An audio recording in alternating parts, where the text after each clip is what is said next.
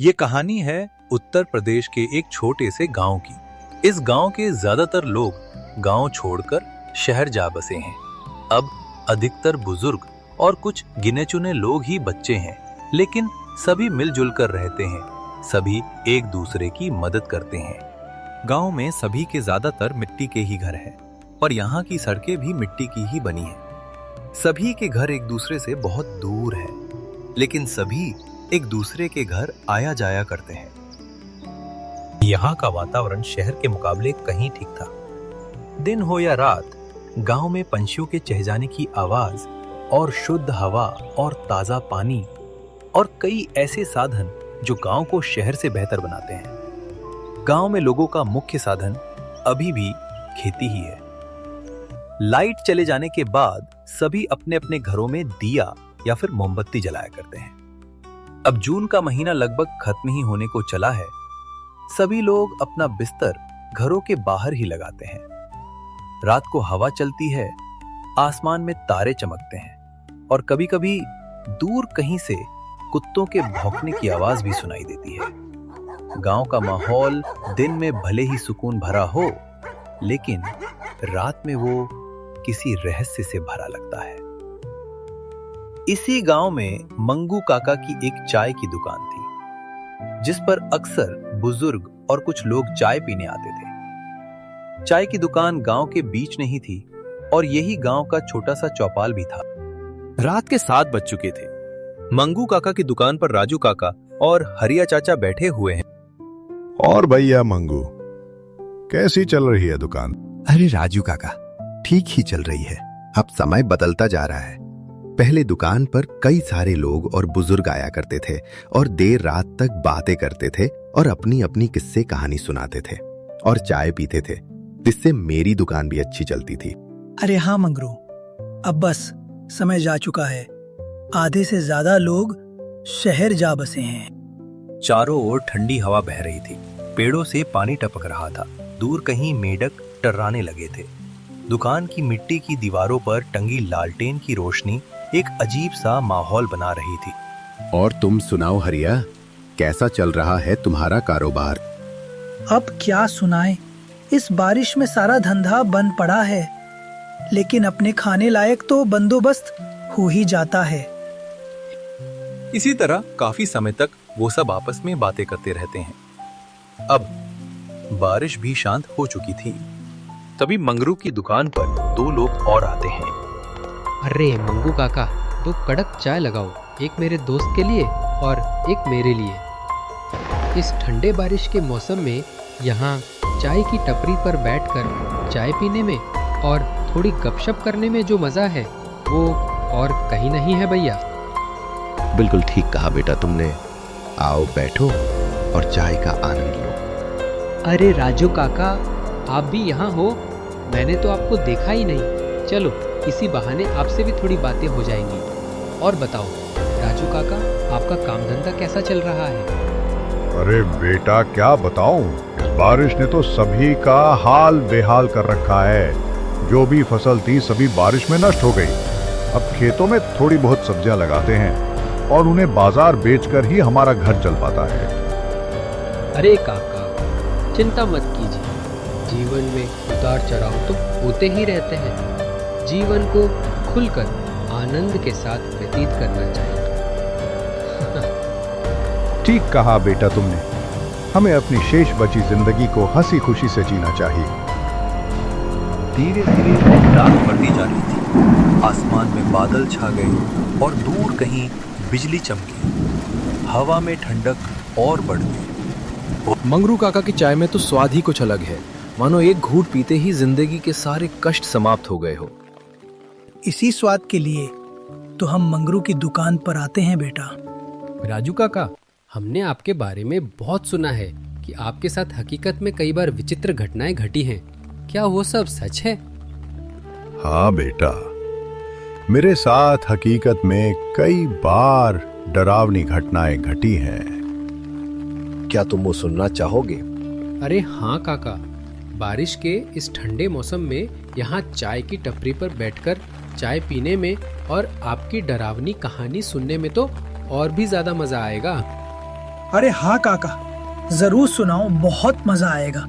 राजू काका ने थोड़ी देर आंखें मूंदी, फिर गहरी सांस ली और बोले, चलो फिर, तुम इतनी जिद कर ही रहे हो तो मैं तुम्हें अपने साथ घटित एक डरावनी और विचित्र कहानी सुनाई देता हूँ। कहानी है आज से ठीक 30 वर्ष पहले की, जब मैं गांव से कुछ दूर शहर में एक दफ्तर में काम करता था।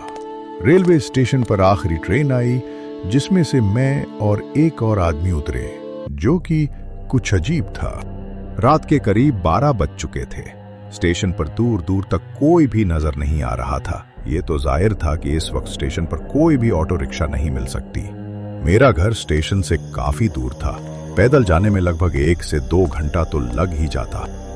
मेरी नई नई नौकरी लगी थी, जिस कारण मुझे इतनी मेहनत करनी पड़ रही थी। फिर वो आदमी जो ट्रेन से मेरे साथ ही उतरा था, वो पैदल ही आगे बढ़ना शुरू कर दिया। मैंने पीछे से आवाज लगाई, अरे भाई साहब रुकिए, आप कहाँ जा रहे हो? अरे भाई, यहाँ खड़े रहने से तो बढ़िया ही है कि मैं पैदल ही अपने घर पहुँच जाऊँ। भले ही थोड़ा समय लगे, लेकिन यहाँ रुकने से तो अच्छा ही है। मेरा गांव श्यामपुर यहाँ से लगभग 10 किलोमीटर दूर है। और आपको कहाँ जाना है?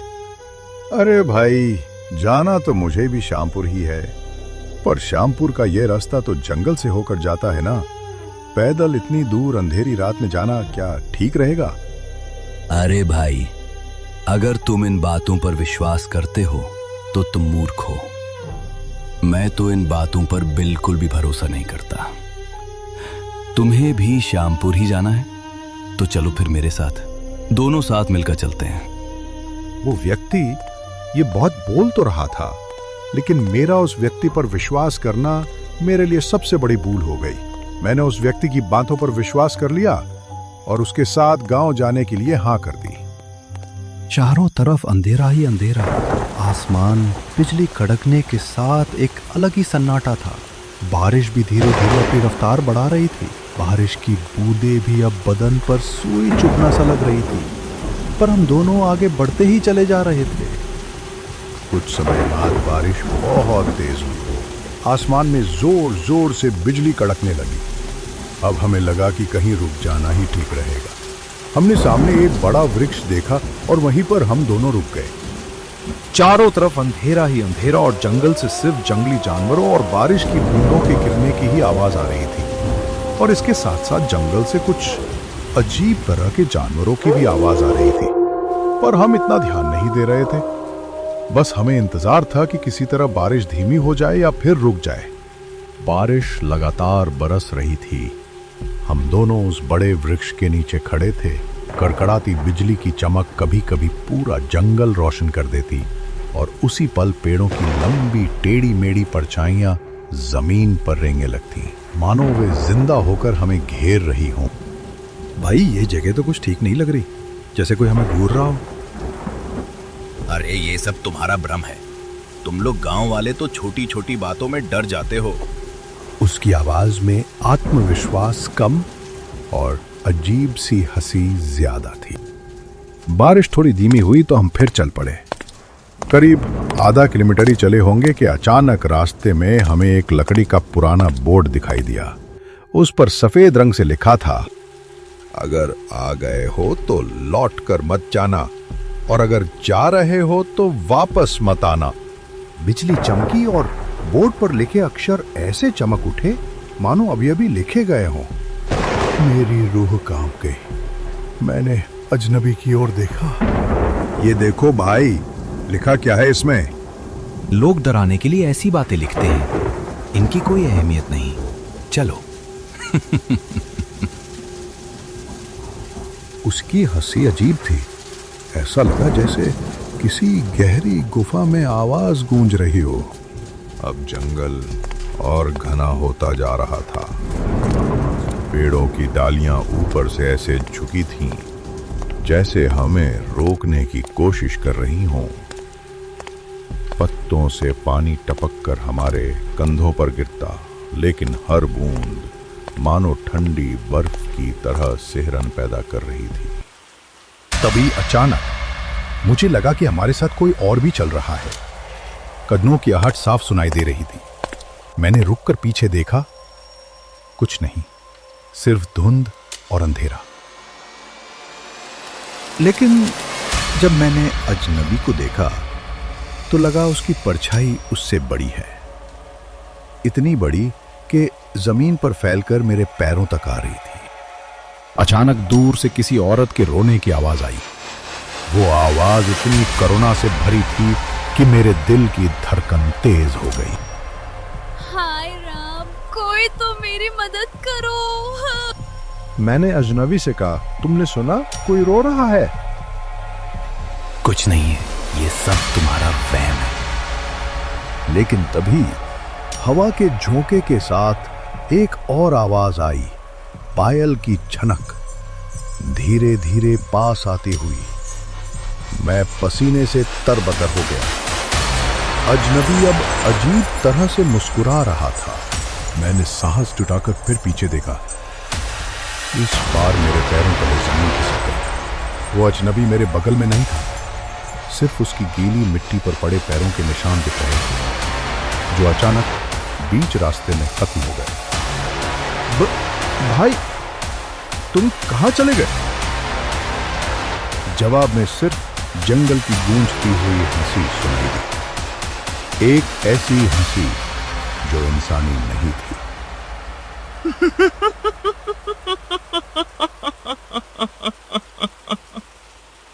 अब मैं बुरी तरह डर चुका था। मैं दौड़ने लगा। दौड़ते दौड़ते अचानक मेरे सामने एक टूटी फूटी कुटिया आ गई। दरवाजा अपने आप चरमराकर खुल गया। अंदर लाल रोशनी जल रही थी। रोशनी ऐसे हिल रही थी जैसे कोई दिया जल रहा हो, लेकिन अंदर कोई इंसान नहीं था। अचानक किसी औरत की चीख गूंजी, राजू, मत भागो।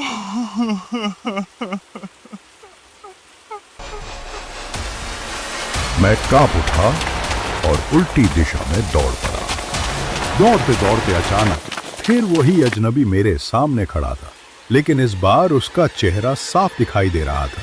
उसकी आंखें खून जैसी लाल, चेहरा डरावनी हंसी में विकृत और दांत लंबे नुकीले जैसे किसी जानवर के हों।